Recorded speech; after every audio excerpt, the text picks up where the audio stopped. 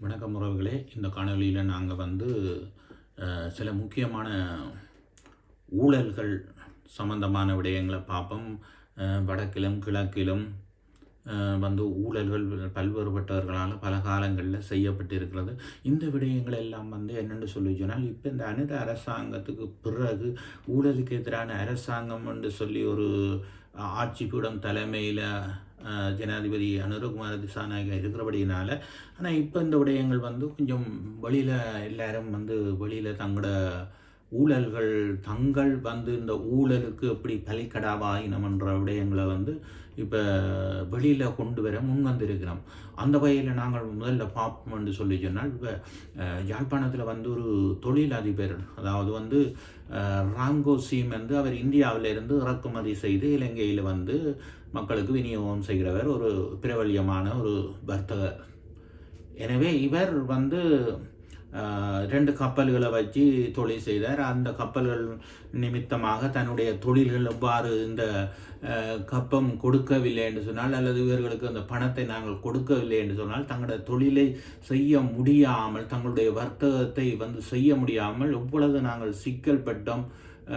அதாவது ஒரு ஆயுத கலாச்சாரங்களுக்குள்ள இருந்த இந்த ஒட்டுக்குழுக்கள் நிமித்தமாக நாங்கள் எவ்வளவு துன்புறுத்தப்பட்டோம் பணம் கொடுக்கலை என்று சொல்லி சொன்னால், இவ்வாறான நிலைமையில தான் இவர்களுடைய தொழிலும் நடந்தது. இப்போ இந்த அனுர அரசில் ஒரு பாதுகாப்பு இருக்கும் என்ற ஒரு காரணத்தினால இப்படிப்பட்ட தொழிலதிபர்கள் அநேகர் இப்போ முன்னுக்கு இப்படியான விடயங்களை வெளியில் சொல்ல முன் வந்திருக்கிறான்.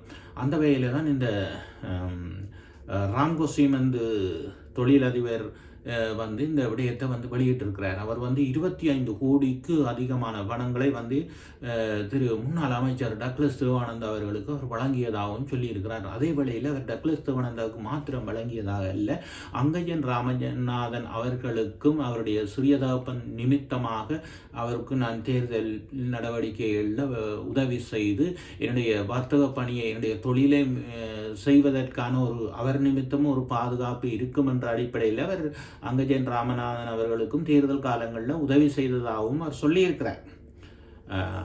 அந்த வகையில் பார்த்தோம் என்று சொல்லி சொன்னால், இந்த வகையில் பல்வேறுபட்ட இயக்கங்கள் மீது இப்பொழுது பல குற்றச்சாட்டுகள் சுமத்துறதுக்கு பல்வேறுபட்ட தொழிலதிபர்கள் இப்பொழுது இப்படியான விடயங்களை வெளியில் தெரிவிக்க முன்வந்திருக்கின்றார்கள்.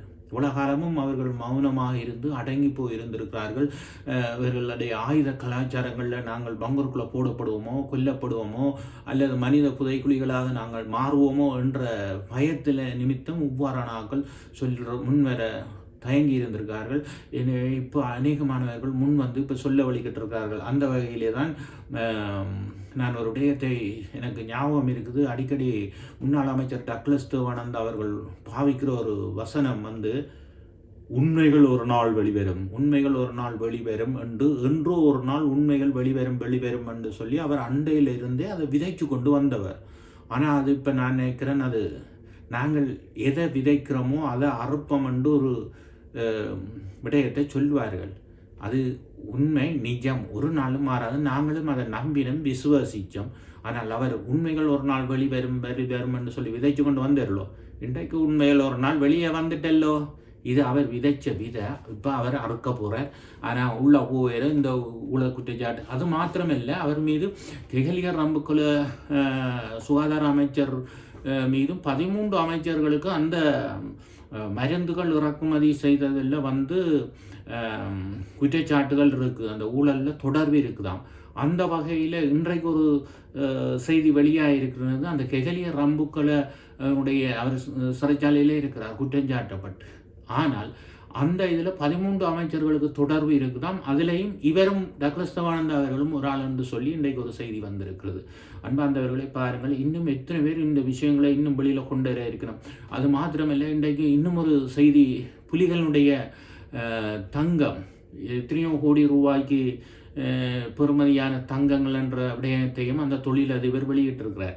ஆனால் அந்த அவர் மாத்திரம் வெளியிட்டதில்லை, அநேகருக்கு இந்த இப்படியான விடயங்கள் இருக்குது என்பது அநேகருக்கு தெரியும். என இந்த எடுக்கப்பட்ட இந்த நகைகள், பணங்கள், இதுகள் எல்லாம் இன்னும் வெளியில் வராமைக்கு இருக்குது. இதுலேயும் பல பேர் சம்மந்தப்பட்டிருக்காங்க. அதுவும் ஒரு நாள் வெளியில் வரும், காலம் நேரம் வரும்போது இந்த விடயங்களும் புலிகளுடைய தங்கங்களை யார் யார் எடுத்தது, பங்கு போட்டது, புலிகளுடைய பணங்களை எல்லாம் யார் யார் வைத்திருக்கின்ற இந்த விடயத்தில் நான் ஒன்றை சொல்லுவேன். எந்த ஒரு இயக்கமும் புனிதமான இயக்கம் இல்லை. மக்கள்கிட்ட பணங்களை அறவிட்டதில், பணங்களை கொள்ளையிட்டதில் எந்த ஒரு இயக்கங்களும் இல்லை. ஆனால் அந்த வகையில் டக்ளஸ் திவானன் தான் ஏனைய இயக்கங்களை வந்து குற்றஞ்சாட்டுகிறவர். மக்கள்கிட்ட கப்பம் அறவிடணும், லஞ்சம் விடுவினம், பணத்தை அறவிடணும், கொள்ளையிடணும் என்று சொன்னால் அதே டக்ளஸ் திவானன் தான் வந்து என்ன புனிதமாக சுத்தமாக இருந்திருக்கிறாரா? இல்லை. அதே போல் நாங்கள் இன்றைக்கு பவுனியாவில் பார்த்தோம் என்று சொல்லி சொன்னால் மகேஸ்வரன் அவர்களுடைய முன்னாள் நாடாளுமன்ற உறுப்பினர் மகேஸ்வரன் அவர்களுடைய சகோதரன் ஒருவர் கூட வந்து சித்தார்த்தன் அவர்கள் தன்னை காலுக்கு மேலே கால் போட்டி தன்னுடைய நிகத்தை புடுங்கும் வரை வவுனியாவில் இருந்து தன்னை அடித்து துன்புறுத்தி வச்சிருந்த விடயங்களை பற்றி அவர் வெளியில் சொல்லி இருக்கிறார். என்ன அப்போ ஒரு தரம் இதில் புனிதமானவர்கள் இல்லை. எல்லாரும் வந்து பெரிய அட்டாசங்களெல்லாம் செய்து போட்டு தான் இப்போ வந்து அந்த ஆயுத கலாச்சாரங்கள் இல்லை. இப்போ ஊழலுக்கு எதிரான ஒருவர் வந்த பிறகு இப்போ எல்லாரும் வந்து இதை சொல்லி கொண்டு இருக்கிறோம். அது மாத்திரமில்லை, கிழக்கு மாநிலத்தில் நாங்கள் பார்ப்போம் என்று சொல்லி சொன்னால் முன்னாள் ஆளுநரும் அமைச்சருமான ஹிஸ்புல்லா அவர் வந்து அந்த வீடு அமைப்பு திட்டங்களில் வந்து பல கோடி ரூபாய் அவர் மோசடி செய்தது என்று சொல்லி இன்றைக்கு மட்டக்களப்பில் இதுக்கு எதிராக வந்து மக்கள் வந்து பெரிய ஒரு ஆர்ப்பாட்ட போராட்டத்தை இன்றைக்கு செய்திருக்கிறான். அப்போ பாருங்கள், ஊழல்வாதிகள் எல்லாம் எங்கே இருக்கணும். அது மாத்திரமே இல்லை, அங்கே இன்னும் இருக்கிறார் பிள்ளையால். அவரும் வந்து ஆயுத கலாச்சாரங்களில் இருந்து அவரும் சும்மா இல்லை. ஏற்கனவே ஒரு ஐயா வந்து அவரை பற்றி ஒரு தகவல் ஒன்று வெளியிட்டிருக்கிறார். இவ்வளவு குற்றச்சாட்டுகள் வேறில் இருக்குது, அல்ல வாங்க கடப்பார் போட்டு அடித்து கொண்ட சம்பவங்களை அவர் நேரடி சாட்சியாக சொல்லியிருக்கார். இதை வந்து நான் எடுத்து வச்சு சோடிச்சு வர்ணித்து புகழாரமாக இதை ஒன்றும் சொல்லல. மக்கள் வந்து வெளியில் சொல்லி கொண்டு இருக்கணும். பிரபலியமான வர்த்தகர்கள் எல்லாம் இப்போ முன்னுக்கு வந்து இந்த விஷயங்களை வந்து சொல்லி கொண்டு இருக்கணும் பாருங்கள். அப்போ எனவே அன்பார்ந்தவர்களே, ஒவ்வொரு மனிதரும் வந்து கஷ்டப்பட்டு உழைச்சி தங்களோட வேர்வை சிந்தி பாடுபட்டு இவ்வளவு கஷ்டப்பட்டு உழைக்கிறதுக்கு தங்களுடைய முதலை போட்டு செய்யணும். நாங்கள் வந்து என்னென்னு சொல்லிச்சோன்னா இந்த ஆயுத கலாச்சாரங்களை வச்சுக்கொண்டு லேசான முறையில் போய் ஒரு கண்டனத்தை, ஒரு அறிக்கையை, ஒரு எச்சரிக்கையை விட்டு எங்களுக்கு இவ்வளோ காசு வாங்க இவ்வளோ தாங்கன்னு சும்மா வாயால் அறிக்கை விட்டு போட்டு ஒரு ஆயுத கலாச்சாரத்தை வச்சு ஒரு மிரட்டலை விட்டு போட்டு எங்கள்கிட்ட இவ்வளவு கோடி வாங்கி இருக்கிறவன். இப்படியெல்லாம் அந்த மனுஷர் பாவம் இவ்வளோ கஷ்டப்பட்டு இருப்பணும் உழைக்க. நீங்கள் இப்படியான ஒரு தொழில் செய்து 35 வருஷம் 40 வருஷம் கஷ்டப்பட்டு ஒரு தொழில் செய்திருந்தால் தான் உங்களுக்கு அதனுடைய பாடுகளும் வலிகளும் தெரியும். அந்த மனுஷன் சொல்லுது என்ன, கப்பல்களை கொண்டே நாங்கள் அந்த தடுத்து நிறுத்தி எல்லாமே இருக்கிறீங்க. அந்த கப்பலை வந்து நாங்கள் இயந்திர கோளாறு அது காரணமாக தான் நாங்கள் அங்கே இந்தியாவில் கொண்டே நாங்கள் கப்பலை நிப்பாட்டினோம். கப்பல்ன்னு சொல்கிறோம், கடலில் கடந்தாலே இத்து போவோம் என்ன. அப்போ அப்படிப்பட்ட எத்தனையோ பேர், மகேஸ்வரன்டையும் கப்பல் இருந்தது. இந்த காங்கேசந்துறை இந்த மன்னிக்கவும் இந்த ராம்கோ சீமந்து தொழிலதிபர்கிட்டையும் 2 கப்பல் இருந்தேன்னு சொல்கிறேன். தன்னுடைய தொழிலில் வந்து இவ்வளவு நெருக்கு வரப்பட்ட எல்லாம் பப்ளிக்காக வந்து இப்போ சொல்லி கொண்டிருக்கோம். என்னென்று சொன்னால் இப்போ இந்த அரசில் ஒரு பாதுகாப்பு இருக்குமென்றதுக்காண்டி சிலர் வந்து இப்படியான விடயங்களை வந்து முன்னுக்கு சொல்லி கொண்டிருக்கிறோம். அன்பார்ந்தவர்களே, அது இவ்வளவு பெரிய மோசமான செயல்களை எல்லாம் இவர்களை வந்து செய்திருக்கிறார்கள்ன்றதை பாருங்கள்.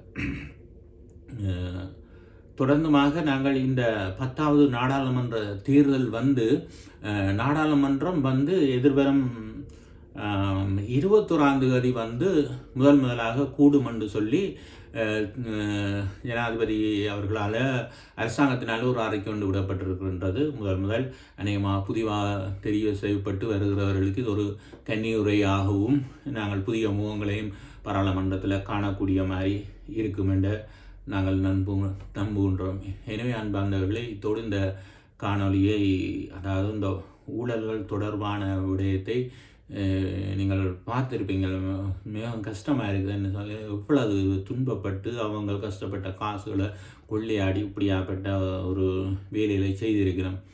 எந்த ஒரு நாள் உண்மையாக வெளிவரும் என்று சொன்னது போல் இன்றைக்கு இவ்வளோ விஷயங்கள் வந்திருக்கு. இன்னும் இவ்வளோ விஷயம் வெளியில் வராமல் மறைஞ்சு புதைஞ்சு கிடக்குவது தெரியாது. இனி ஒவ்வொருத்தனை வந்து சொல்ல போகிறான். அப்போ தான் எல்லாரோட சுயரூபங்களும் பகிரங்கமாக வெளியே தெரிய போகுது.